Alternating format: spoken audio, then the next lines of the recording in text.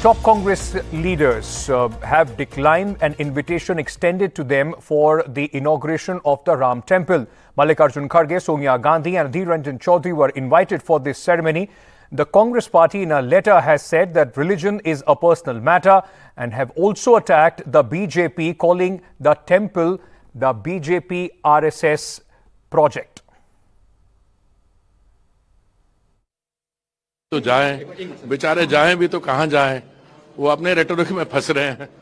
उन्होंने कहा है कि सर ये जो इवेंट है ये बीजेपी और आरएसएस कब्जे। अरे छोड़े यार, जो वो कह रहे हैं उनको कहने दो यार, सीरियसली क्यों लेते हो उनके पास, वो खुद पछताएंगे अगर नहीं जाएंगे, छोड़ो यार।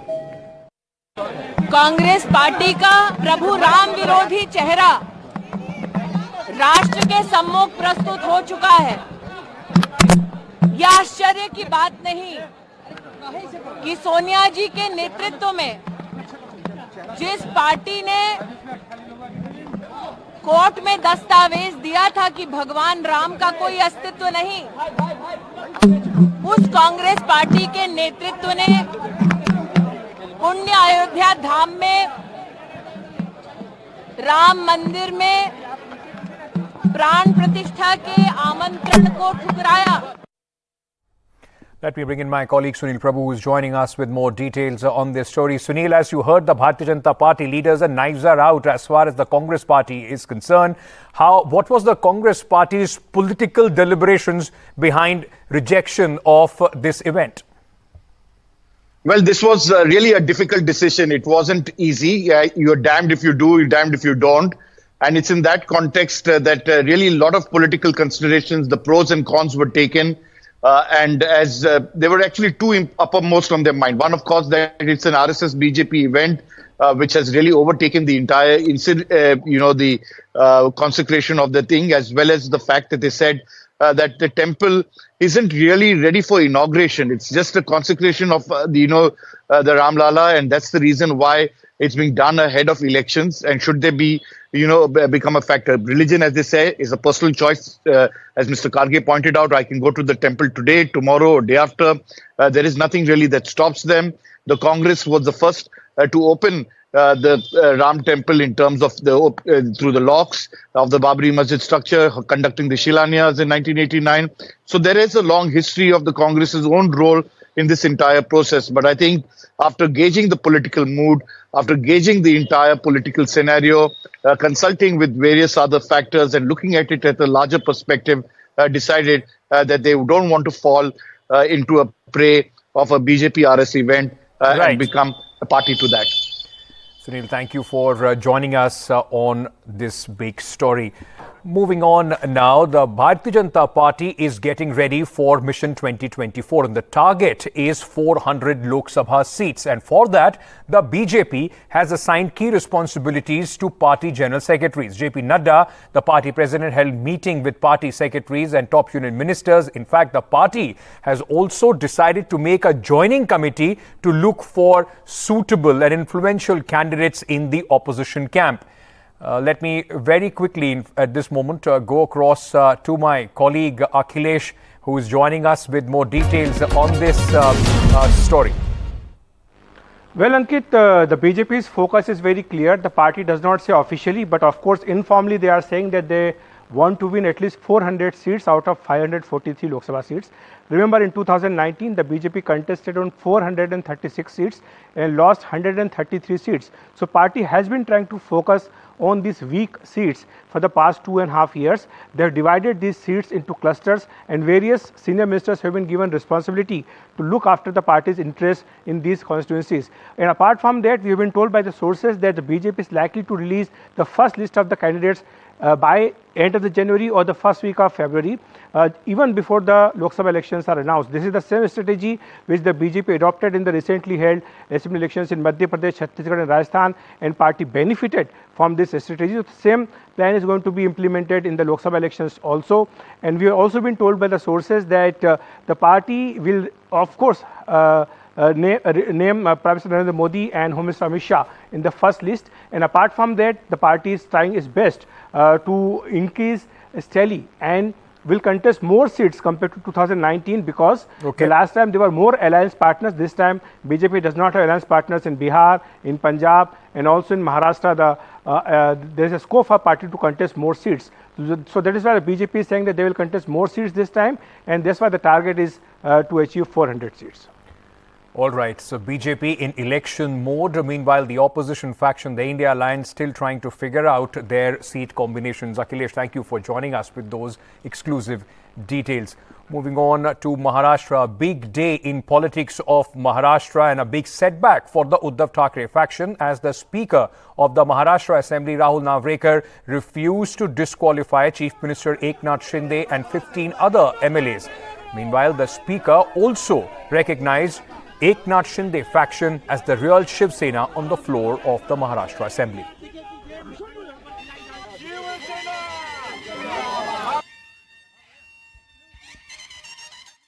मैं भी 23 तारीख को नासिक जा रहा हूँ, 22 तारीख को तालाराम मंदिर में जा रहा हूँ, उसके पहले भी कहीं जाऊंगा, बाद में जाऊंगा। हम तो जनता में रहे हैं, जनता में रहेंगे, जनता और जनता के लिए, जनता के साथ लेकर, जनता को साथ लेकर हम लड़ेंगे। That was Uddhav Thackeray reacting and remember already there are murmurs. In fact, Aditya Thackeray saying that they are going to head to the court for redressal of this matter. But the fact remains, ladies and gentlemen, ahead of the 2024 election, this comes a big boost for Eknath Shinde and his faction. And now, in fact, this fight will be fought not only just in courts, but also ahead on the ballot in the 2024 election. My colleague Ronak Kukre is joining us live with more details on this. Reaction from the Uddhav Thackeray faction, Ronak, मायूसी तो उनमें जरूर है. आगे उनकी strategy क्या है और किस तरीके से अब ये लड़ाई आगे बढ़ेगी? जी देखिए अंकित, दो तरह के ऑप्शन फिलहाल उद्धव ठाकरे के सामने दिख रहे हैं। एक तो उन्हें विधानसभा अध्यक्ष के इस फैसले को चुनौती देने के लिए उच्च न्यायालय में या फिर सुप्रीम कोर्ट में जाना होगा, ये तो साफ दिख रहा है। लेकिन दूसरी जो उनके पास ऑप्शन है वो ये है कि अब जनता के बीच में जाकर फिर एक बार जो सिंपैथी फैक्टर है उसको कहीं ना कहीं इनकैश करने की कोशिश उद्धव ठाकरे करेंगे। मेरे साथ इस पूरे विषय पर बात करने के लिए अभिजीत ब्रह्मनाथकर है, जो कि जाने माने पत्रकार भी है, वकील भी है। ये बताइए अभिजीत जी, ये प्रमुख 5 बातें क्या सामने निकल कर आ रही है ये पूरे फैसले को देखते हुए, और उद्धव ठाकरे के सामने आगे क्या ऑप्शन है? रौनक, जिस तरीके से आज का फैसला आया है उसमें 5 बड़ी गलतियां उद्धव ठाकरे ने की है। सबसे पहली गलती यह है 2013 और 2018 में शिवसेना का संविधान में संशोधन किया गया, वो सही वक्त पर विधानसभा अध्यक्ष और चुनाव आयोग के पास पंजीकृत नहीं किया गया, इसी वजह से वो आज पक्ष प्रमुख नहीं है। और दूसरी अहम बात यह है कि शिवसेना का जो पक्ष का हायरार्की है उसमें वो खुद फैसले लेते थे और पार्टी संविधान को मानते नहीं थे। यदि वो पार्टी के संविधान के मुताबिक चलते, जैसे कि एकनाथ शिंदे को पद से हटाने के बाद वो यदि राष्ट्रीय कार्यकारिणी में फैसला ले लेते सही वक्त पर, तो आज हो सकता था कि एकनाथ शिंदे को अपात्र करार घोषित किया जाता।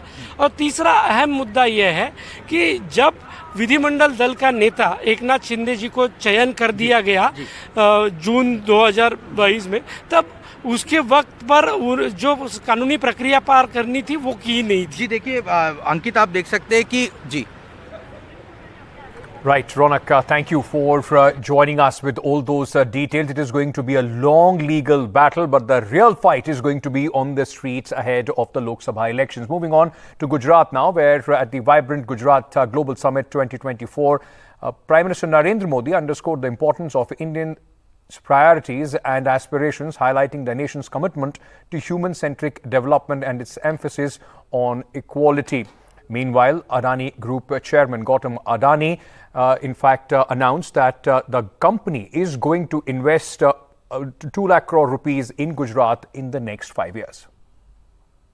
The world looks at India as an important pillar of stability, a friend who can be trusted, a partner who believes in people-centric development, a voice that believes in global good, a voice of the global south, an engine of growth in the global economy, a technology hub for finding solutions, a powerhouse of talented youth, and a democracy that delivers. Over the next 5 years, the Adani Group will invest over rupees 2 lakhs crore in Gujarat, thereby creating over 100,000 direct and indirect jobs. I am grateful for your support. It is my commitment that I will do my part to contribute to a Viksit Gujarat. Now let's give you an update of the grisly murder that in fact came to light in Goa. The woman who is accused of killing her 4-year-old son has now refused in the interrogation that she killed her son. She said that she found him dead. Meanwhile, the post-mortem report of the child has confirmed that he was killed after being smothered. Was a 4-year-old child given cough syrup and then smothered with a pillow by his mother in a room in one of these Goa service apartments? The police suspect AI Lab CEO Suchna Seth, now in custody, may have done just that, especially since the post-mortem found no signs of injury or signs of a struggle on the body except a nosebleed. Even chest veins are new ಗಮನಿಸಬಹುದು ಇವೆಲ್ಲ ಊದ್ಕೊಂಡಿದೆ ಅದು nose ಮೂಲಕ ಮ್ಯೂಕೋಸದಿಂದ ಹೊರಗಡೆ ಬರ್ತದೆ ಅದೇ blood is coming out of the nose. The police found 2 bottles of cough syrup in the room.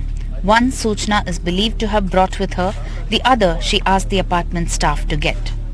She was arrested from Chitradurga in Karnataka on Monday night and brought to Goa on Tuesday. Since then, she is in the custody of the police for 6 days.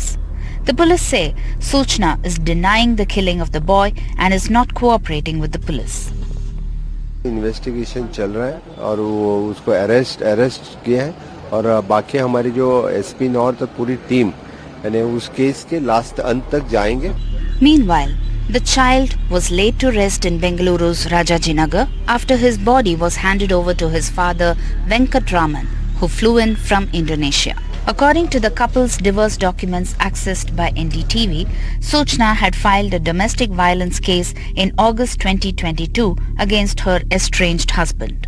She had accused him of physically abusing her and her son, something Venkatraman has denied in court. The court issued a restraining order against the husband in August 2022. The other point of contention in the divorce was the amount of maintenance Suchna was getting. Since Tuesday, the cops have 6 days of police custody to convincingly prove that Suchna Seth committed the crime. If so, what is the motive? This gruesome murder case has not just rattled both Goa as well as Karnataka, but has left the entire nation in shock. With Nihal Kidwai in Bengaluru, Pratibha Raman in Goa for NDTV. Meanwhile, the conflict between the central government and the West Bengal government over the attack on ED officers continues. The Enforcement Directorate has now filed a petition in the Calcutta High Court and has requested an early hearing in the case. The matter is now going to be heard on Thursday. ED versus the TMC, now before the Calcutta High Court, after the probe agency approached the court over the January 5th incident. When an ED team conducting a raid on TMC leader Shah Jahan Sheikh were attacked allegedly by his supporters. While an FIR has been filed in the case, the ED has called it weak and an attempt to shield the accused. This morning, a team from the state police reached the ED office to record statements. The ED director was in Kolkata and met Governor C.V. Anandabose over the incident. The ED is investigating more than 12 high-profile cases in Bengal alone. The incident has also led to a BJP versus TMC war of words. ভারতবর্ষে যেখানে যেখানে BJP সরকার নেই সেখানে ED যাচ্ছে আমার তো মনে হয় এখানে এই সরকারের 1 মিনিট থাকার অধিকার নেই এই সরকারকে ধাক্কা মেরে গঙ্গায় ফেলা উচিত Shah Jahan Sheikh is still evading the central agency and has not been traced by the authorities. The ED has issued a lookout circular against him. With Neeta Sharma in New Delhi, in Kolkata with camera person GD Shankar, Saurabh Gupta, NDTV. Meanwhile, the National Investigation Agency has arrested the key and the last absconding accused in Kerala's infamous Professor Palm chopping case to bring its investigation in the horrendous incident to a culmination. Sawad, who had been on the run for the last 13 years and was carrying a reward of rupees 10 lakh for his arrest, was nabbed from Kannur in Kerala following substantial efforts of the NIA. Sawad was identified as the main accused in the infamous 2010 case of attempted murder of Professor Joseph by chopping his palms, in fact, off. He was charge-sheeted on 10 January 2011 in the case, one of the earliest such incidents in India, reflecting the ideology of violent extremism being pursued allegedly by the PFI. Meanwhile, in a major milestone event, Chief of Naval Staff Admiral R. Hari Kumar flagged off the first indigenously manufactured Distri 10 Starliner UAV for the Indian Navy. The sophisticated state-of-the-art unmanned aerial vehicle marks a significant step towards strategic autonomy and technological leadership in high-endurance, combat-proven and indigenized advanced aerial systems. The flag-off ceremony happened at Adani Aerospace Park in Hyderabad. Adani Defence and Aerospace is building capabilities to help build a secure nation by achieving self-reliance in defence and security, and also take a global leadership position in the sector.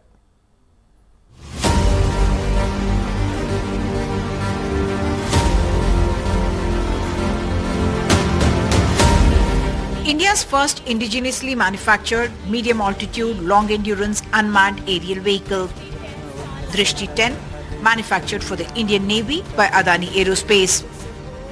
There were two types of operations that were happening. One is the anti-piracy operations. So anti-piracy operations have now largely, we have only had two incidents. The other one is, of course, the anti-piracy, anti-drone operations. The total numbers, if you look at in the last about 40-42 days, about 35 attacks have happened.